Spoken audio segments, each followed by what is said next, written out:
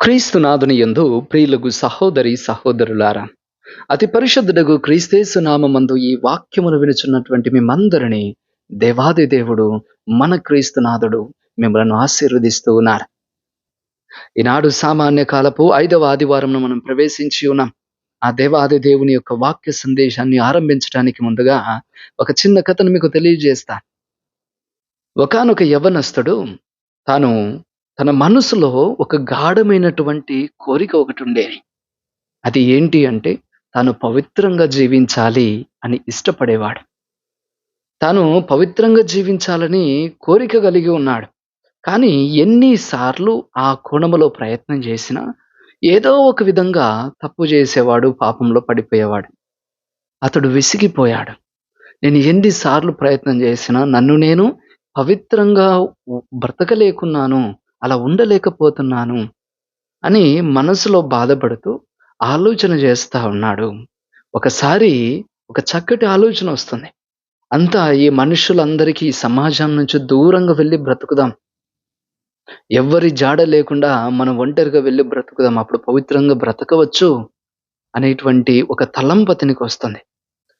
మరి ఈ తలంపు సరైనదా కాదా అని నిర్ధారించుకోవడం కోసం ఇంకొక సెకండ్ ఒపీనియన్ కోసం వాళ్ళ యొక్క విచారణ గురువును వెళ్లి అడిగాడు. ఫాదర్ గారు, నేను పవిత్రంగా బ్రతకాలనుకుంటున్నాను. కానీ నాకు అది సాధ్యం అవ్వటం లేదిక్కడ. ఎప్పుడు ఎవరో ఒకరు వచ్చి డిస్టర్బ్ చేస్తున్నారు, ఇబ్బంది పడుతున్నాను. ఏదో ఒక విధంగా పాపంలో పడుతున్నాను. అందుకే నేను అనుకుంటూ ఉన్నాను, అందరికీ దూరంగా వెళ్ళి, ఎక్కడ మనుషులు లేనటువంటి చోటుకి వెళ్ళి, ఒక పవిత్రమైన జీవితం జీవించాలని నేను కోరుకుంటున్నాను అని అతడు ఆ యొక్క విషయాన్ని గురువుకు తెలియజేస్తాడు. గురువు ఆ యొక్క యవ్వనస్తుని చూసి ఇలా చెబుతాడు. పవిత్రంగా జీవించాలి అనేటువంటి ఆ తలంపు నిజంగా దైవ ప్రేరణే. అలా జీవించాలని నువ్వు ఇష్టపడుతున్నావు. కానీ గుర్తుంచుకో, ఈ పవిత్రత అనేది నువ్వు ఎక్కడుంటే వస్తుంది అనే ఒక స్థలం మీద ఆధారపడి ఉండదు. నువ్వు ప్రజల్లో మధ్యలో ఉంటేనో, లేకపోతే ఎక్కడైనా దూరంగా వెళ్లి బ్రతికితేనో, ఏదో స్థలాన్ని బట్టి పవిత్రత వస్తుంది, నువ్వు పవిత్రంగా జీవించగలవు అని అనుకోవడం మూర్ఖత్వం. రెండవది, మనం ఎప్పుడూ కూడా మన జీవితం అనేది కేవలం మనది మాత్రమే కాదు. నా జీవితం, నా ఇష్టము, నేను నా ఇష్టం వచ్చినట్టు బ్రతికేయొచ్చు అని అనుకోవడం కూడా మూర్ఖత్వం. నువ్వు ఇతరులకు పుట్టావు. నువ్వు ఇతరులతో పాటు పెరిగావు. నిన్ను పోషించినవి అనేకమైన ఇతర అంశాలు. నీవు ఎదగడానికి సహాయపడినవి అనేకమైనటువంటి ఇతర వ్యక్తులే. కాబట్టి నీ జీవితము కేవలము నీది మాత్రమే అని అనుకోవడం మూర్ఖత్వం. అదేవిధంగా పవిత్రత కూడా. అదేవిధంగా పవిత్రత అనేది కేవలము నీకు మాత్రమే సంబంధించి నీ ఒంటరితనంలో మాత్రమే పొందుకునేది కాదు. ఈ పవిత్రత పరజనము యొక్క ప్రయోజనము కూడా ఉంటుంది. అంటే నీ పవిత్రత అందరికీ తెలియగలగాలి. అందుకే ఈనాటి కాలంలో ఎక్కడో దూరంగా వెళ్లి బ్రతికేటువంటి పవిత్రుల కన్నా ప్రజల మధ్యలోనే ఉంటూ పవిత్రంగా జీవించేటువంటి వ్యక్తులే ఈనాటి కాలంలో కావాలి. ప్రియులకు సహోదరులారా, ఇది వాస్తవం. ఈనాడు మనకు పవిత్రమైన వ్యక్తులు కావాలి. పవిత్రమైన జీవితాలు కావాలి. కానీ వారు ప్రజల మధ్యలో ఉంటూ తమ చుట్టూ ఉండేటువంటి ప్రజలను ప్రభావితం చేసేటువంటి పవిత్రులే మనకు కావాలి. ఈనాటి వాక్కు అదే తెలియజేస్తుంది. ప్రభు అంటూ ఉన్నారు, మీరు భూమికి ఉప్పై ఉన్నారు. మీరు ఈ లోకమునకు వెలుగై ఉన్నారు. మీ ఉపదనమును పంచండి. మీ వెలుగుని లోకంలో ప్రకాశింపచేయనివ్వండి. మీరు అనేకులకు ఆదర్శముగా ఉండండి అని మనకు తెలియజేస్తూ ఉన్నాడు. ఇక్కడ ప్రభువు ఉప్పును, వెలుగును ఈ 2 అంశాలను మన ముందుంచుతున్నాడు. మనము ఈ యొక్క విషయాల గురించి, వీటి గుణగణాల గురించి మనం ధ్యానం చేసుకుందాం. పూర్వము రోమన్స్ ఒక సామెత చెప్పేవారు. There is nothing more useful than the sun and the salt. ఈ లోకంలో అత్యంత ఉపయోగకరమైనది ఆ సూర్యుని వెలుగు మరియు ఉప్పు. ఈ 2కు మించినటువంటి ఉపయోగకరమైనది ఇంకొకటి లేదు అని దా యొక్క సామెత యొక్క భావం. మరి ప్రియులకు సహోదరులారా, మనందరి జీవితాల్లో కూడా ఆ యొక్క వెలుగు యొక్క అవసరత, అదే విధంగా ఉప్పు యొక్క ప్రయోజనాలు మనకందరూ కూడా తెలిసినవే. కొద్దిపాటి సంక్షిప్త విధంగా నేను మీకు వివరించడానికి ప్రయత్నం చేస్తాను. మొట్టమొదటగా ఉప్పుకు ఒక 3 ముఖ్యమైనటువంటి విధాలుగా వినియోగించటము లేదా గుణాలను మనము తవిదీస్తూ ఉన్నాం. మొట్టమొదటిది, ఉప్పు అనేది శుద్ధి చేయడానికి వాడేటువంటి ఒక వస్తువు. ఉప్పుకుండేటువంటి క్షారగుణం కారణంగా ఇది శుభ్రపరిచేటువంటి ఒక తత్వము, ఒక స్వభావము ఈ ఉప్పుకుంటుంది. కానీ నిజానికి మనం ఆలోచన చేస్తే ఉప్పు తయారు చేసే విధానమే ఒక శుభ్రపరిచేటువంటి ప్రక్రియ. ఉదాహరణకు మనం చూసినట్లయితే ఇక్కడ దగ్గర ఒంగోలు దగ్గర కొత్తపట్నం బీచ్ అని ఉంటుంది. ఆ కొత్తపట్నం బీచ్‌లో అక్కడనే దగ్గర చాలామంది కూడా ఈ సముద్రపు నీటిని చిన్న చిన్న మడులులాగా తయారు చేసి దాంట్లో నింపుతారు. అలా నింపి కొన్నాళ్ళు వదిలేస్తారు. ఆ మడులో నింపినటువంటి నీరు ఎండ వేడిమికి ఆవిరై చివరిగా తెల్లని పౌడరు మిగిలిపోతుంది. అదే ఉప్పు. దాన్నే శుద్ధి చేసి మనం వినియోగించేటువంటి యొక్క ఉప్పుగా తయారు చేయడం జరుగుతుంది. అంటే తాగడానికి పనికిరానటువంటి ఇదే సముద్రపు నీటి నుండి ఈ ఉప్పు ఉద్భవిస్తుంది. ఇక్కడ ఉద్భవించినటువంటి ఇదే ఉప్పు ప్రపంచమంతటా మనుషులు వాడుతున్నారు. ఇక్కడ ఒక గొప్ప సత్యం దాగుంది. ఏంటి అంటే, మానవ క్రైస్తవ జీవితము ఒక ఉప్పు వంటిది అని ప్రభువు తెలియజేస్తున్నప్పుడు, ఈ జీవితము దేనికి కొరగానటువంటి ఒక స్థితి నుంచి దేవుడు లేవనెత్తుతున్నాడు. ఎలాగైతే సముద్రపు నీరు దేనికి పనికిరానటువంటి నీరై ఉన్నదో, అటువంటి పనికిరానటువంటి నీటి నుంచి ఉపయోగపడేటువంటి ఉప్పు అనే వస్తువును తవ్విదీసినట్టు, ఈ యొక్క ఉపయోగము లేనటువంటి ఈ లోక స్థితిగతుల నుంచి, ఇక్కడ నుంచి క్రైస్తవత్వము ఉద్భవిస్తుంది. ఒక క్రైస్తవ స్వభావము వినియోగార్థముగా, ప్రయోజనకరంగా బయటకు తీయబడుతుంది మన జీవితాల నుంచి అని తెలుసుకోవాలి ప్రియులకు సహోదరులారా.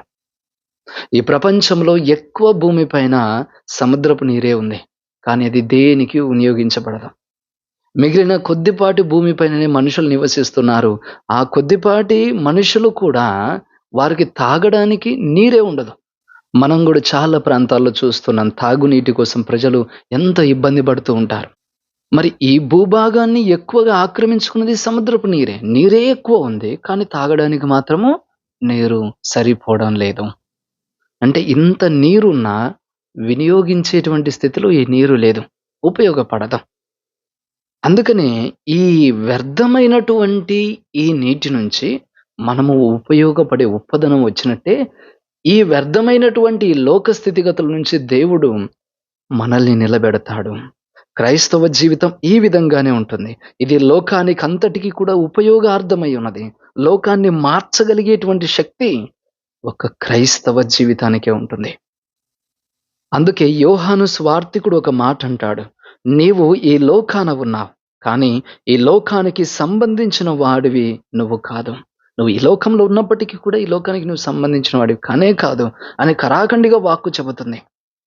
అంటే ఈ పనికిరానటువంటి ఈ లోకాన ఉద్భవించినటువంటి మన జీవితం క్రీస్తు అనేటువంటి సూర్య వేడిమి వలన శుద్ధి పొంది ఒక పరిపూర్ణమైన ఉప్పదనము కలిగినటువంటి క్రైస్తవులుగా మారి ఉన్నాం మనం. కాబట్టి ఈ లోకమంతటా కూడా నీ ఉపయోగము ఎంతో అవసరము. ఉప్పదనము కలిగినటువంటి క్రైస్తవుడివి, క్రీస్తు స్వభావం కలిగినటువంటి క్రైస్తవుడిగా నీ అవసరము ఈ లోకానికి ఎంతగానో ఉంది అని తెలుసుకోవాలి. ఇక రెండవ విషయం ఏంటి అంటే, ఈ ఉప్పును నిల్వ ఉంచేటువంటి ప్రక్రియ కోసం ఎక్కువగా వినియోగిస్తారు. ముఖ్యంగా పూర్వకాలంలో మనం చూస్తే ఫ్రిడ్జ్‌లు, ఫ్రీజర్‌లు లేనటువంటి ఆ పాత కాలంలో అనేకులు కూడా మాంసాన్ని, చేపలను, పండ్లు, పచ్చళ్ళు వీటిని నిల్వ చేయడానికి ఉప్పును ఎక్కువగా వినియోగించేవారు. నిల్వ చేయటంలో ప్రధానమైనటువంటి ఉద్దేశ్యం ఏంటి అంటే, మనం ఏ స్థితిలో అయితే ఈ ఆహారాన్ని తయారు చేశామో, లేదా ఏ స్థితిలో అయితే ఈ ఆహారం ఉందో, అదే స్థితిలోనే ఎక్కువ కాలం ఉండాలి అనేటువంటిదే ముఖ్యమైనటువంటి తలంపు. అందుకోసమే మనము నిల్వ ఉంచడానికి ఒక ఉప్పును వినియోగిస్తాం. ఉదాహరణకు ఒక పచ్చడిని తయారు చేసినప్పుడు పచ్చడిలో ఎక్కువగా ఉప్పు కూడా ఉంటుంది. అంటే చివరి వరకు కూడా అంతే రుచిగా, అంతే ఉపయోగించబడేటువంటి స్థితిలో ఉండాలి అనేటువంటి ఉద్దేశ్యంతోనే ఆ విధంగా వేస్తాం. కానీ ఇప్పటి లోకము పరిస్థితి మారిపోతుందండి. ఇప్పటి లోకం ఎక్కువగా ఆలోచించేది ఆ సమయానికి వినియోగించుకున్నామా, తర్వాత వదిలేసామా అనేటువంటి ఒక దృక్పథానికి అలవాటు పడుతుంది. అందుకే యూజ్ అండ్ త్రో మెంటాలిటీ ఎక్కువగా వస్తుంది. కూరగాయలు మొదలుకొని మనుషుల వరకు ఈ లోకంలో ఏదైనా కూడా చెడిపోతుంది. ఎవరైనా కూడా జస్ట్ వాడుకొని వదిలేస్తున్నారు. వస్తువుల నుంచి మనుషుల వరకు కూడా ఇదే స్థితిగతుల్లో వెళ్తుంది. అందుకే ఎంత మంచి వారికైనా చెడుగా మారేటువంటి అవకాశాలెక్కువ. అందుకే విడివిడిగా ఉన్నటువంటి కూరగాయలు, దినుసులతో తయారు చేయబడినటువంటి ఆహారాన్ని వండడం ఒక ఎత్తయితే, దాన్ని నిల్వ చేయటము ఇంకొక ఎత్తు. ఈ కాలములో ఒక క్రైస్తవ వెలుగును పొందుకోవడం ఒక ఎత్తయితే, ఈ క్రైస్తవ స్వభావాన్ని పొందుకోవడం ఒక ఎత్తు అయితే, దాన్ని కాపాడుకోవడం ఇంకొక ఎత్తు. అందుకే ఈనాటి కాలంలో మనం చూస్తే క్రైస్తవులు ఎక్కువ జనాభా ప్రపంచంలో ఉన్నారు. అయినా కూడా క్రైస్తవ విలువలు అన్ని చోట్ల నిలవ లేకుండా పోతున్నాయి. అనేక మంది క్రైస్తవులే ఈ విలువలను నిలబెట్టుకోలేకున్నారు తమ యొక్క జీవితాల్లో. క్రీస్తు మనల్ని ఉప్పుతో పోల్చినప్పుడు ఇదిగో ఈ ఉప్పు తన ఉప్పదనాన్ని కోల్పోతే అది నేల మీద పారవేయబడి మనుషులందరూ కూడా దాన్ని తొక్కివేసేటువంటి ఒక వ్యర్థమైన వస్తువుగా మారుతుంది. క్రైస్తవ జీవితం కూడా అంతే. క్రైస్తవ జీవితం అనేది క్రైస్తవ విలువలతో ఉండేటువంటి జీవితం. ఈ విలువలే, ఈ క్రీస్తు విలువలే, ఈ స్వభావమే నీ ఉప్పదనం. అందుకే నీవు ఒక క్రైస్తవుడిగా పిలువబడినప్పుడు ఈ విలువలను, ఈ స్వభావాన్ని నువ్వు పోగొట్టుకుంటే నీ జీవితం కూడా వ్యర్థమవుతుంది. అంటే ఉప్పు తన ఉప్పదనమును కోల్పోతే అది పారవేయబడి త్రొక్కివేయబడుతుంది అన్నప్పుడు, ఉప్పు తన ఉప్పదనమును కోల్పోయేటువంటి ఒక అవకాశం కూడా ఉంది అని అతడు చెబుతున్నాడు. అలాగే క్రైస్తవులుగా మనము కూడా మన క్రైస్తవ విలువలను కోల్పోయేటువంటి అవకాశము, అటువంటి శోధన కూడా మనకుంటుంది. కాబట్టి జాగ్రత్తగా ఉండాలి. నీవు ఈ లోకంలో అనేకమైనటువంటి వస్తువులను నిల్వ చేస్తావు.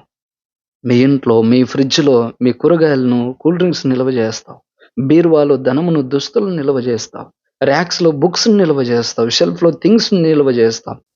ఈ విధంగా ఎన్నో విషయాలను నువ్వు నిల్వ చేసుకుంటావు నీ జీవితంలో. అలాగే నీ గుండెలో క్రీస్తును కూడా నిల్వ చేసుకోవాలి. ఈ క్రీస్తు విలువలను నువ్వు నిల్వ చేసుకోవాలి. క్రీస్తు మనకిచ్చినటువంటి విలువలు, బాధ్యతలు, ఆదర్శాలు మనము మన జీవితంలో నిలబెట్టుకోవాలి, కాపాడుకోవాలి. ఉపదనము కోల్పోయినటువంటి ఉప్పు వ్యర్థమే. క్రైస్తవ విలువను కోల్పోయిన క్రైస్తవుడు కూడా వ్యర్థమే.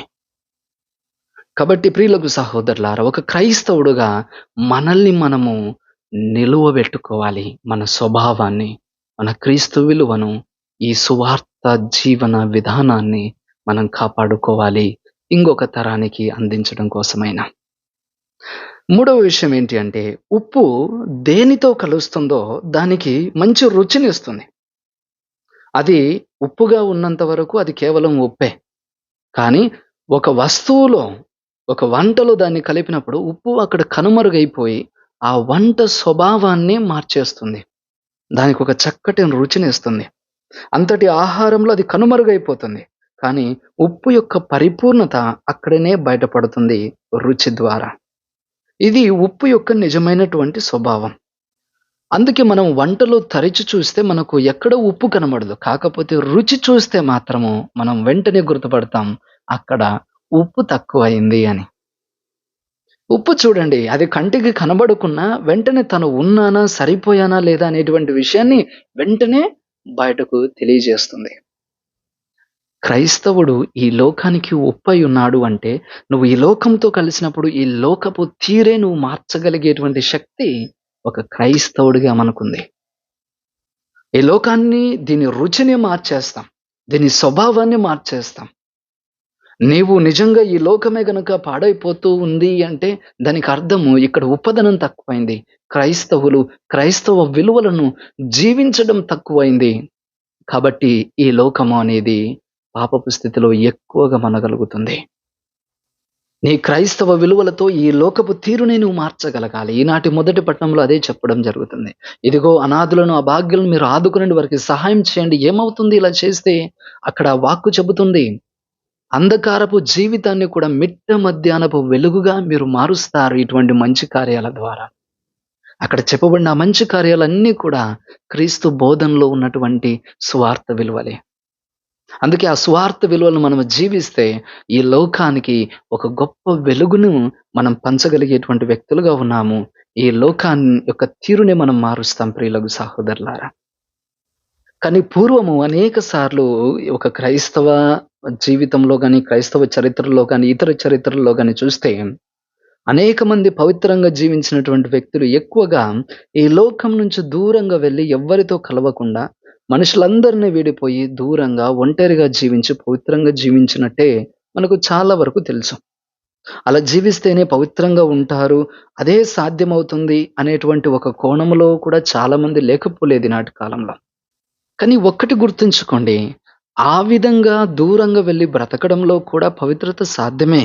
కానీ ప్రభువు మనకు నేర్పిస్తూ ఉన్నాడు. ముఖ్యంగా ఈ ఆధునిక సమాజము గుర్తు చేసుకొని నేర్చుకోవాల్సినటువంటి ఒక విషయం, ఏ పదార్థంతోనూ కలవని ఉప్పు వ్యర్థమే.